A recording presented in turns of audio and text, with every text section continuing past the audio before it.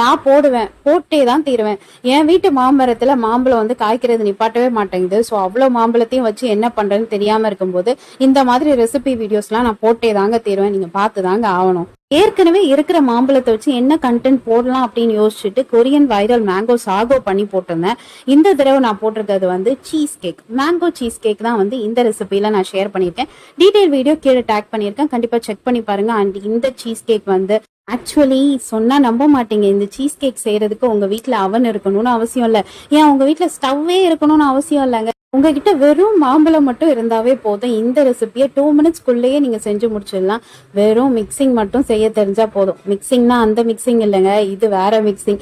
And இந்த recipe நீங்க செஞ்சுட்டா போதும், ஊரே உங்களை பாராட்ட ஆரம்பிச்சிடும். ஏன்னா என் வீட்டு ஆளுங்க இதை சாப்பிட்டு முடிச்சுட்டு நீயா இதை செஞ்சு அப்படின்னு ஒரு கேள்வி கேட்டாங்க பாருங்க, அங்க வந்து என்னோட ப்ரௌட் மூமெண்ட். உங்களுக்கு சமைக்கவே தெரியலனாலும் பரவாயில்ல, இந்த சிம்பிள் ரெசிபி செஞ்சா போதும், வீட்டுல இருக்கவங்க உங்களை செஃப்பாவே அக்செப்ட் பண்ணிப்பாங்க. சப்ஸ்கிரைப்